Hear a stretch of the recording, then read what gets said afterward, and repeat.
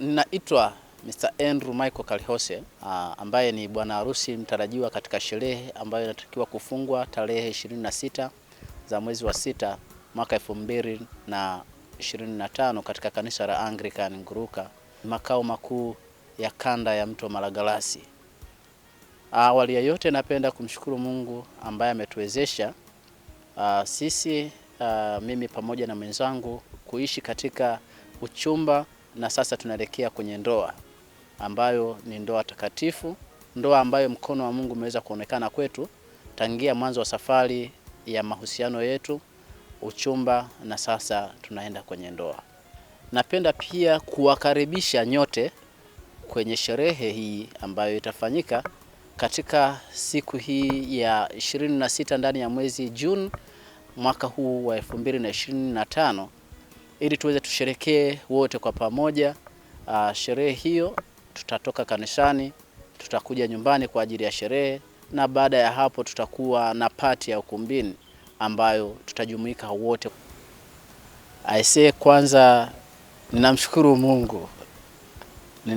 Ninamshukuru Mungu sana ambaye ameweza kuniwezesha, kunishika mkono na kunifikisha katika hatua hii nikiwa mzima, nikiwa salama, na nikiwa na utimamu wa akili, na nikiwa sasa na uwezo wa kuweza kukaa na kumtunza mwenzangu pamoja na familia ambayo Mungu anaenda kunipa mbele. Mwenzangu huyu anaitwa Janet Meshak Julius Manyaga. Ni safari ndefu. Safari hii imeanza mnamo mwaka 2012, na wakati huo mwenzangu alikuwa anaishi kanisa kuu, kanisa la Mtakatifu Andrea, makao makuu ya diocese yetu. Basi alikuwa anakaa pale kwa sababu ya utumishi wa baba. Basi ndipo tuliweza kuonana kwa mara ya kwanza kabisa mwaka 2012. Tukaendelea kuwa tunawasiliana kama rafiki, kaka na dada. Kadri siku zilizozidi kwenda, wakati huo tulikuwa bado watoto, tuliendelea kupendana. Kuna wakati tulipotezana kulingana na mazingira ya utafutaji, lakini kwa baadaye tena tulikuja tukakutana. Neno langu la kwanza kumwambia ni baada ya kukutana sasa, katika kipindi hicho ambacho tulikuwa tumepotezana kwa miaka mingi, nilikutana naye akiwa yuko kwenye mazingira fulani. La kwanza kumwambia ilikuwa ni kumtia moyo rafiki yangu, kwa sababu kipindi hicho alikuwa ni rafiki yangu. Nimtia moyo. Unajua jambo la Mungu huaga halikutani na changamoto katika mazingira fulani. Mungu alikuwa ameshaiandaa njia, na Mungu alikuwa ameshatengeneza mazingira ambayo kwetu sisi atakuwa mepesi katika kuhakikisha tunaelekea hii safari. Nilivyomweleza, binafsi alipokea kwa moyo wa shukrani, moyo wenye kuithamini, na moyo wa kuweza kuilea, kwa sababu sasa ilikuwa ni mbegu mpya imepandikizwa ndani ya nafsi yake. Basi aliweza kuipokea, akaihudumia, akailea mpaka leo safari inaenda kukamilika. Na sasa ndugu ya jamaa na marafiki wanaenda kujumuika nasi katika kuishangilia na kuifurahia sherehe yetu.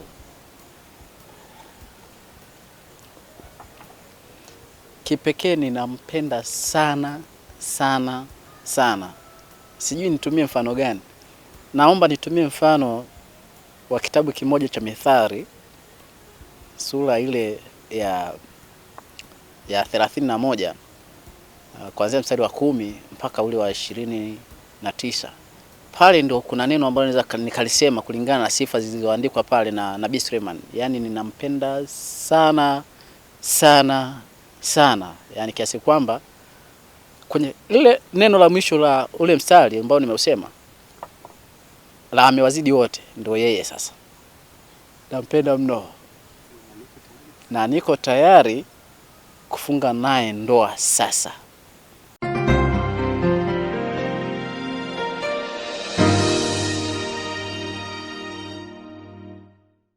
Habari, kwa majina yangu naitwa Janet Meshak Manyaga. Awali ya yote napenda kumshukuru Mungu kwa ajili ya siku nzuri kama ya leo ambayo imempendeza Mungu, mimi na mwenzangu kufikia process za kufanya harusi au tuseme ndoa. Napenda kuwakaribisha wote marafiki zangu, ndugu zangu, ili tuweze kujumuika wote kwenye siku yangu ya ndoa ambayo itakuwa tarehe 26 mwezi wa 6 2025.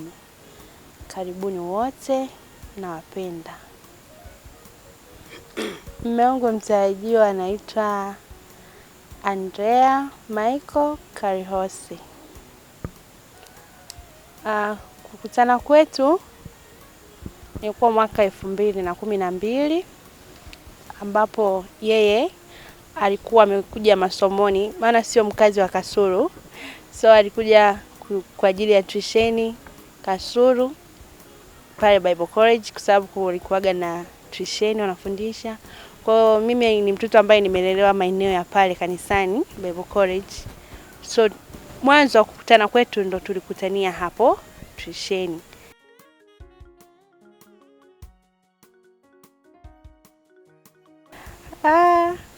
Mara ya kwanza kumuona naweza sema kwamba yani siku hizi chochote, kwa sababu nilikuwa simfahamu, na kwenye harakati za kumfahamu ni vile kwamba unajua mtu ambaye yupo juu ya darasa lako wewe ni muhimu. Kama ukihitaji msaada unaweza kumuona yeye mtu ambaye yuko juu yako. Kwa mwanzo kukutana ni hapo ambapo nilihitaji kujua kitu, ndo nikampata yeye, nikawa nimemuuliza. Kwa hiyo ukawa mwanzo wa urafiki wetu. Nikapenda kwa sababu yani alionyesha hali ya kujali kile ambacho nilihitaji kujua. Kwa hiyo ndio ukawa mwanzo wa urafiki wetu. Mara ya kwanza aliponiomba kuingia kwenye mahusiano na yeye, nilishtuka kwa sababu sisi tulikuwa ni marafiki tu wa kawaida. Yani vile nimeshazoea kumuita kaka Andrew na Janeti. Sasa tena kuweka mahusiano yani iliniwia ngumu kidogo. Iliniwia ngumu kidogo. So lakini niliendelea kujipa muda mimi mwenyewe ili niweze kutoa maamuzi ambayo ni sahihi. Kwa hiyo mpaka wakati wa Mungu ulipofika tukajikuta tayari tuna mahusiano. Yani nilifurahi sana, nilifurahi mno kwa sababu yani kwa mahusiano tuseme ya sasa hivi, yani mtu mpaka kufikia hatua kama hiyo ni hatua ndefu. Kwa mimi kwa upande wangu nilipokea vizuri na nilifurahia sana. Na mtu wa kwanza ambaye nilimwambia nyumbani alikuwa ni dada yangu, mama mchungaji, dada Alina. Nilimwambia, nikajaribu kumuelezea huyo mtu, maana aliomba kujua historia yetu pia, nikaa nimemuelezea. Napenda kuwakaribisha wote wajisikie ni wenye furaha kwenye siku yangu muhimu, na ninawaalika kwa furaha sana kwa sababu sherehe ni watu. Kwa natamani kufurahi pamoja na familia, marafiki, jamaa zangu. Kwa ninawakaribisha sana sana, wajisikie huru to enjoy. Pia napenda kukaribisha kwaya yangu pendwa Ebenezer Victorious Choir kutoka Kasulu, Kigoma.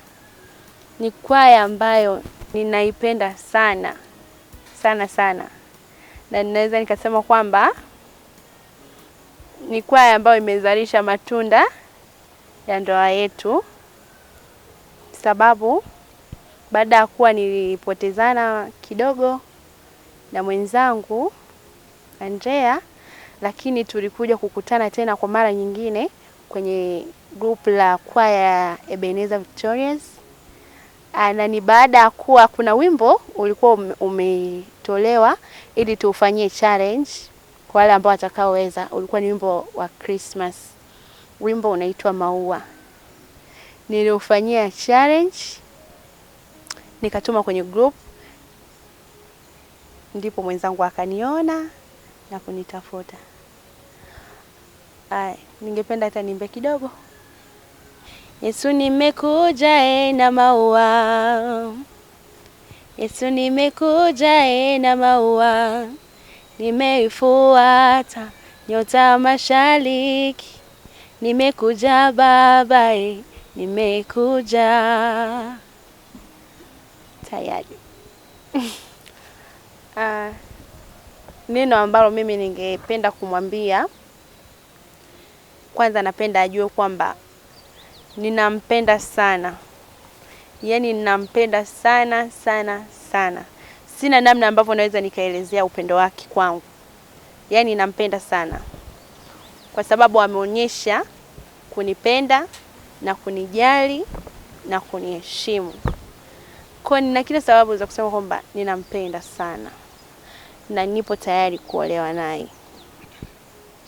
Hata leo.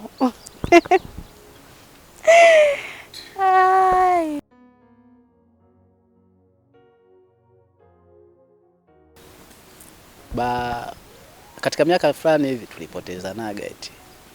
Tukapotezana kabisa. Lakini sijajua yani. Jisikiaje baada ya kuwa tumekutana kule kwenye grupu lile la Ebeneza, kwa sababu nilijisikia furaha, nilifurahi sana kwa sababu ni baada ya muda mrefu tumepotezana. Kwa hapo katikati kulikuwa na upweke sana, kupoteza rafiki ambaye umemzoea, kumpoteza rafiki ambaye ulikuwa umemzoea, alikuwa mshauri wako. Kwani hiyo iliniumiza kidogo, lakini nilikuja nikazoea. Kwa hiyo uliporudi kwa mara nyingine tena kwenye maisha yangu, nilifurahi sana. Kwa sababu nilijua nina mtu ambaye nitasimama naye tena kwa mara nyingine. Nadhani wewe unaelewa. Unaelewa. Na mimi nilikuwa napenda nikuulize swali kidogo tu. Hivi, kwa ule muda ambao tulikuwa tumepotezana, umeenda huko masomoni, ni kweli uliondoka ukiwa na wazo la kwamba nitarudi kumuoa Janeti, au huko ulikuwa tayari ushaendelea na mahusiano, maybe challenge kufanya ukasema hapa kuna kitu? Baada ya kuwa nimeondoka, nikaenda kwenye masomo, nikamaliza, nikaenda kwenye maisha sasa kutafuta riziki. Kuna mambo mengi yamepitika huko katikati. Ni kweli kabla hujampata mtu sahihi kwa ajili ya maisha, ni lazima utakuwa unajaribu nisogee karibu na huyu. Unakutana na changamoto, unasema hapana, hapa sio.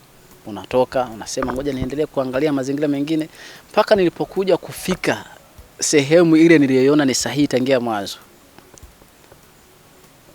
Ile nukta ikatua, ikasema hapa ndo sehemu yenyewe nilikuwa naitafuta. Basi miguu yangu na mikono yangu, akili yangu, mawazo yangu yote yakahamia kwako. Nikasema Mungu asante. Umejua kunitunzia kwa wakati ambapo nilikuwa nimepotea, na leo hii umenikutanisha tena. Na mpaka sasa sina zaidi ya shukrani kwa Mungu aliyekutunza, akakuendelea kukufanya kuwa mvumilivu, mstahimilivu. Najua na wewe ulikutana na changamoto za hapa na pale, lakini bado uliendelea kusema kwamba inawezekana hawa wanaojipitisha si sahihi kwangu, ukaendelea kuwapiga vibuti wakati unanisubiria mimi. Niseme Mungu asante kwa kunitunzia uwarangu. Huyu ni mama mpambanaji, mama mshauri, mama mlezi. Lakini ni mama ambaye kwangu mimi najivunia. Amekuwa faraja kwangu katika wakati ambao unaweza kusema nimepungukiwa. Katika wakati ambao unaweza kusema kwamba sina furaha, yeye amekuwa furaha kwangu. Lakini pia ni mama ambaye najua Mungu amemsogeza kwenye maisha yangu. Kwanza mimi naweza nikasema kwamba kati ya wanawake wote ambao wanajivunia kupewa wanaume bora, basi na mimi ni mmoja wapo. Namshukuru Mungu sana kwa sababu amenipa mwanaume mzuri sana. Ni mwanaume ambaye ana huruma, ana upendo, na pia ni mwanaume ambaye ananielewa mimi. Ananielewa sababu unajua mimi ni mtu ambaye ni mwepesi sana kupanic. yani vitu vidogo vinaweza vikanifanya nikapanic, lakini anajua jinsi ya kuweza kunihandle na kuniweka kwa sawa. Kwa ninafurahi sana kwa sababu Mungu amenipa kile ninachokistahili.